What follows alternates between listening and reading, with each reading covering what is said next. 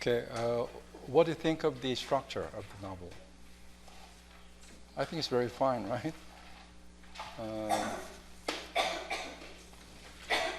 The largest frame of the novel is what? Letter, right? Begins with letter, ends with letter. And also it's interesting to see two main characters encounter each other, right? They meet together. Victor and the monster. And then at the end of the story, toward the end of the story, the encounter between Walton and Victor, and the encounter between Walton and the monster, right? It closes with the monster. And usually in horrific movies or stories, the authors do not encounter the monster directly, right? But here it's interesting. They meet and talk with each other. So let's see. So through the story of a monster, Mary Shelley is focusing on revealing the true nature of man. Right, it's quite interesting, and the closing is very, very good, right? If the story is done with Victor killing the monster, what kind of story is it? Popular, right? Popular story, right? But it's different. So volume 3 consists of 7 chapters. The last chapter with Robert Walton's letter to his sister, Mrs. Evelyn England. Chapter 1, Victor's father asks him to marry Elizabeth. He wants to have some time to create a female for the monster. He made a promise with the monster. He goes on a journey with Henry Cleverell. The contrast between Cleverell and Victor in responding to the beauty of nature is different, right? Victor is worried about what to do, right? Whether to create the female for the monster or not. So it is quite burdensome, and close relatives were killed. So even though Henley and the Victor watch the beautiful scene, their reaction to it comes out differently, right? So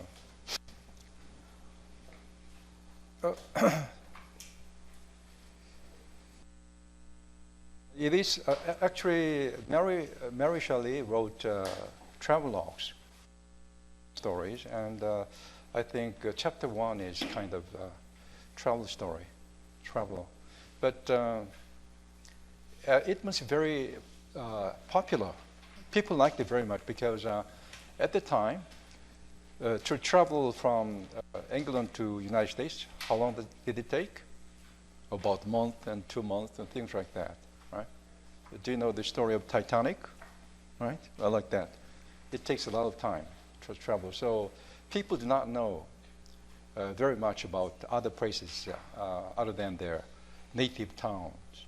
So travel stories must be interesting to them. So I think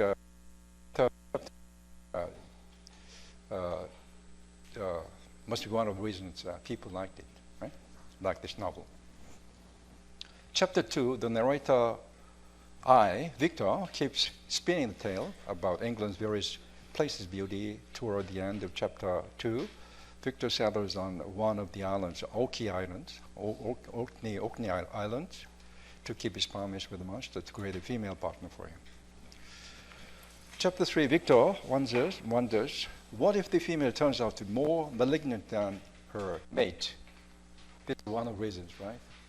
A1, right? we create the robots. It's intelligent. It can think by himself, and it could rebel against this. Right? So scientists suggest that we should some guidelines. We should have some guidelines for the computers. Right? They should obey, right? So, but if they can think independently, then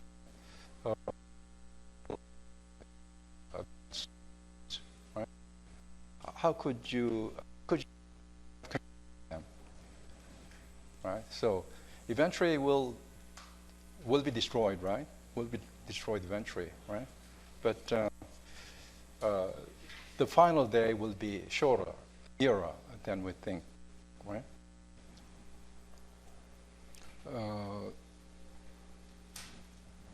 Victor's encounter with monster, page 1000. This is quite impressive.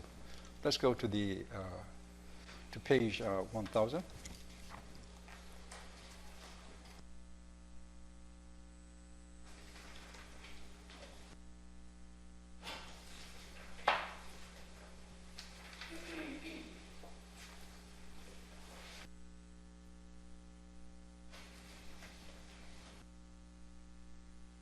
Second paragraph. I trembled and my heart failed within me when, on looking up, I saw, by the light of moon, the demon at the casement, window casement. Ghostly grin wrinkled his lips as he gazed on me, where I sat fulfilling the task which I had allotted to me. Yes, he had followed me in my travels. He had loitered in forests, hid himself in caves, and taken refuge in wide and desert heath. He now came to mark my progress and claim the fulfillment of my promise. All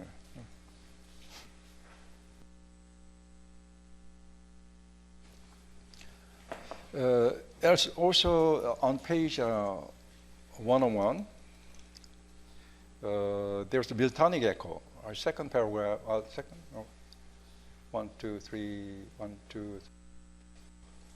fourth paragraph, toward the end.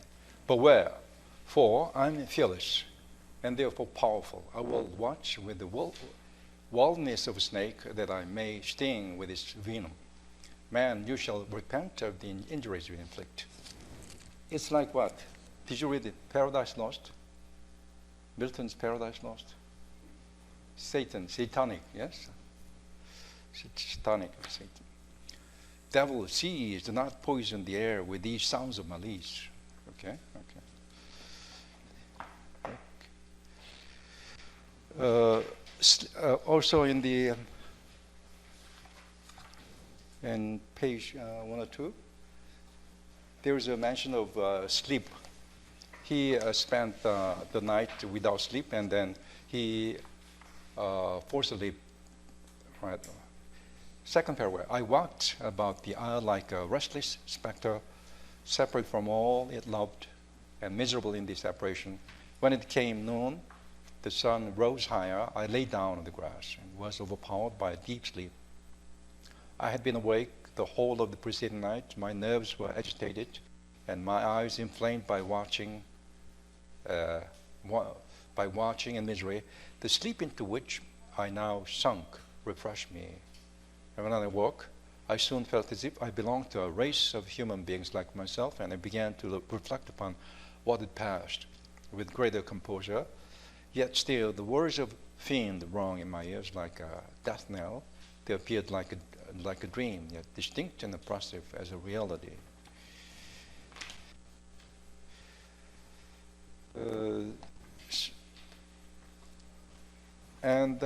Here, Victor throws the remains of a half-finished creature in a basket into the sea, and he drifts to arrive at the coast of Ireland, right? Okay, and chapter 4.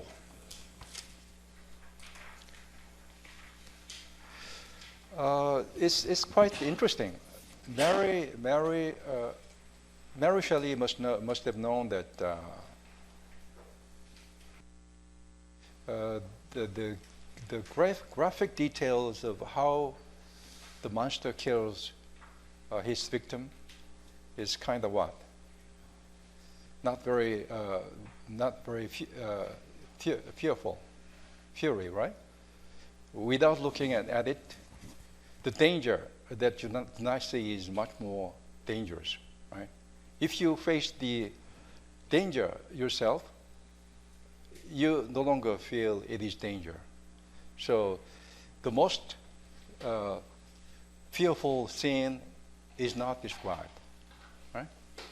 Did you see? Did you find any moment when the monster kills anyone? No, right? So it's quite interesting, right? I think Mary Shelley must have the ability to do it. The graphic description of what was taking place between the monster and the victim, but it's quite interesting, right? Chapter 4. Henry Cleverell was murdered by the creature in retaliation for Victor's refusal to make him a wife. Right. He destroys a half-finished creature, right? And so the monster watches him destroy it, right? Yeah. So I called myself the murderer of William, of Justine, and of Cleverell. He was captured, right? Actually, he was convicted, right? But the circumstantial facts let him go, right? Finally, but still he claims that I'm the murderer, right? Right. Page 106, 1006, third paragraph. I entered the room where the corpse lay and was laid up to the coffin. How can I describe my sensations on beholding it? I feel yet parched with horror, nor can I reflect on the terrible moment without shuddering and agony that faintly reminds me of the anguish of the recognition. The trial, the presence of the magistrate, the officer, right, and witnesses passed like a dream from my memory. When I saw the lifeless form of Henry Cleverell stretched before me, I gasped for breath, and throwing myself on the body, I exclaimed, "Have my murderous machinations deprived you also, my dear Henry, of life? Two I have already destroyed. Other victims await their destiny, but you, Cleverell, my friend, my benefactor." All right, so. The human frame could no longer support the agonizing suffering that I endured, and I was carried out of Rome in a strong convulsions. Fever succeeded to this. I lay for 2 months on the point of death. My ravings, as I afterwards heard, were frightful. I called myself the murderer of William, of Justine, of Cleverell. Sometimes I entreated my attendants to assist me in the destruction of fiend by whom I was tormented. Okay, and Cleverell. Chapter 5.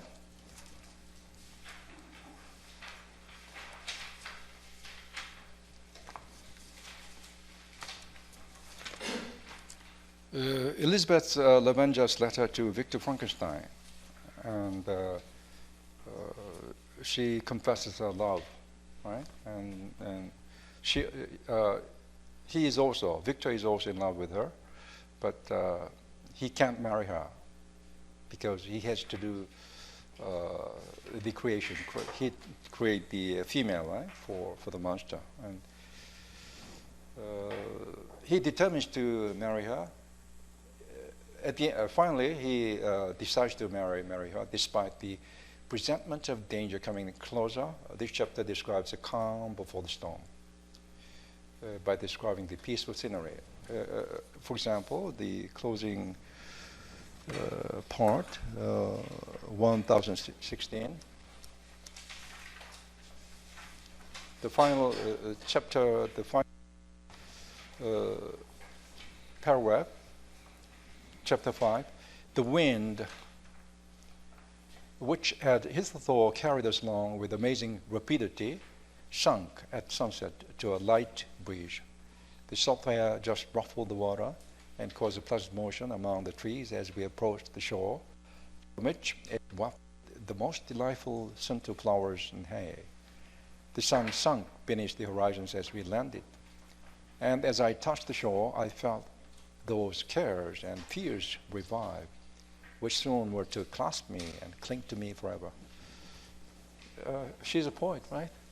Actually, she's not a poet, and maybe Shelley helped her do this, right?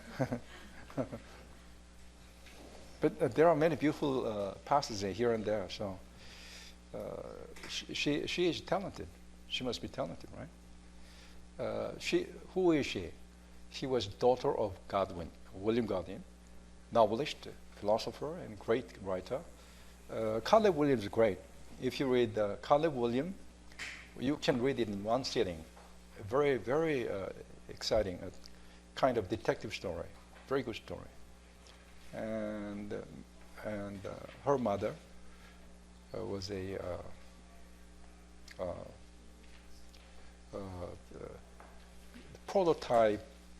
prototypical feminist, right?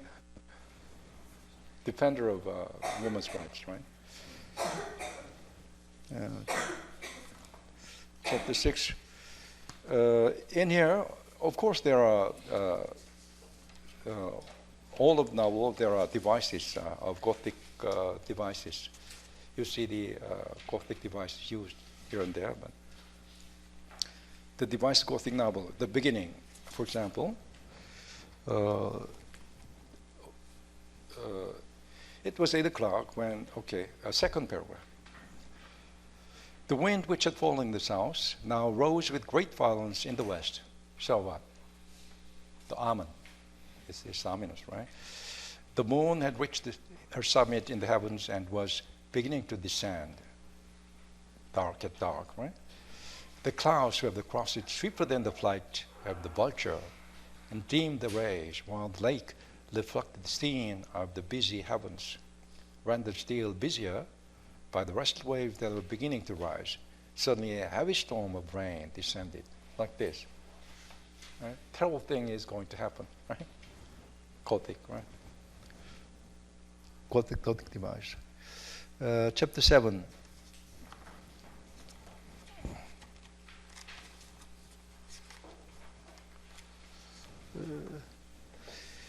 Two states of life contrast. For example, they were dead and are lived. Their mother also lived. And to destroy him, I must drag out my weary existence. This is what happens at the end of the story. Right? He drags out his weary existence.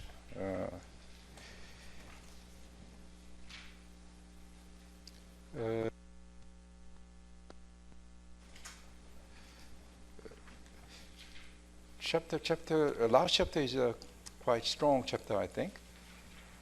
And the letter resumes again on page 1025.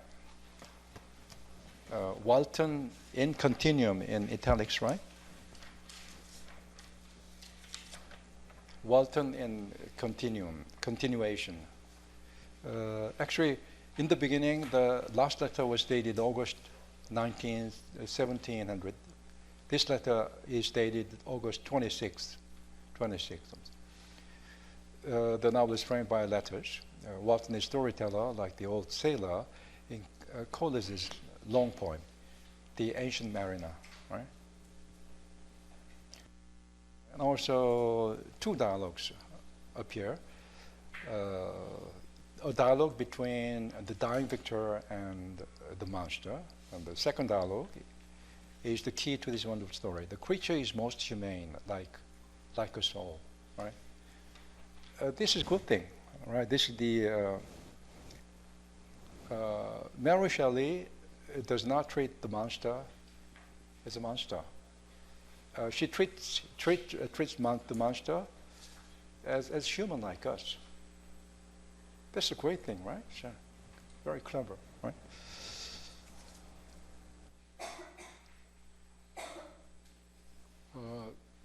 Page 1032, second paragraph.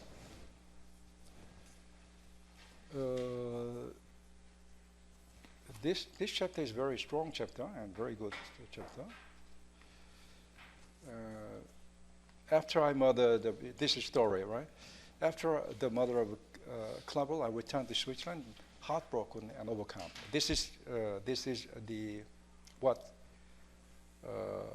Victor is saying, right? I pity Frankenstein. I pity Frankenstein. I abhorred myself. Oh, this is the what the demon said. Demon said, right? And do you dream? Said the demon, right? I pitied Frankenstein, and my pity amounted to horror. I abhorred myself. Demon said this. This is so human. It's so human, right? Humane, right? But when I discovered that he, the author at once of my existence and of his unspeakable torments, dared to hope for happiness, that while he accumulated wretchedness and despair upon me, he sought his own enjoyment in feelings and passions from the indulgence of which I was forever barred. Then impotent envy and bitter indignation filled me with an insatiable thirst for vengeance. That's why he killed Elizabeth, right? Mm-hmm. I recollected my threat and resolved that it should be accomplished. Okay, there's a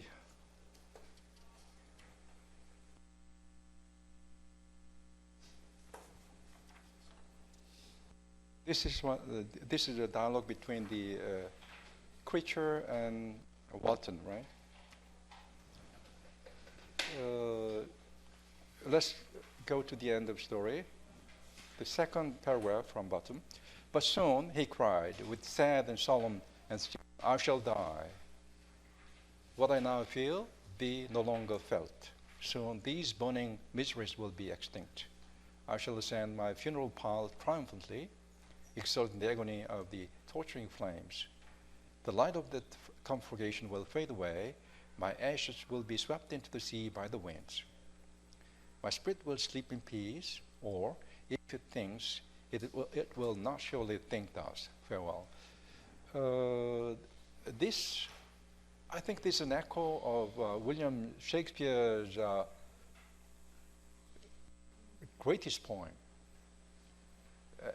The most puzzling poem in the English language is Phoenix Total, kind of short poem, but opinions divide, right? Some experts think, some scholars think it is the greatest poem, and some scholars think it's horrible. But I agree with the former, right? And there is this kind of thing here in the poem, right? So, my ashes will be swept into the sea by the winds. I shall ascend my funeral pile triumphantly, exulting the agony of torching flames. It's different. I saw an article, a book actually, talking about the void. It's a philosophical study of Frankenstein. Okay. He sprung from the cabin window, as he said this, upon the ice raft, which lay close to the vessel. He was soon borne away by the waves and lost in darkness and distance. Very impressive ending, right? So we feel empty. Right? So we are finished. Why don't we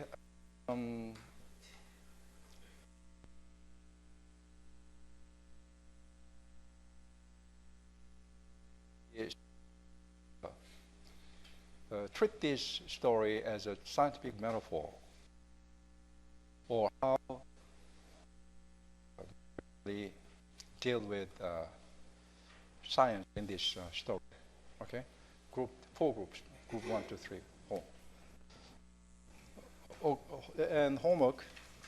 Okay. Okay. Uh, Deal with three things, five things, one paragraph, not long essays, characterization, right? The persons in the novel, right? Characterization, and the structure of novel, framed by a letter and things like that, and the scientific metaphor applied in the story, the context of nature to man, what chapter do you like best, why? If you do a very good, probably you can focus, make one of the topics longer than the other four, right? If you like question 5, make the others shorter. And probably you can use it in your midterm exam, right? Right. It's a kind of preparation for you for the midterm exam. I will give you questions, and you are supposed to take one essay question, answer it, right, in your midterm exam. So no problem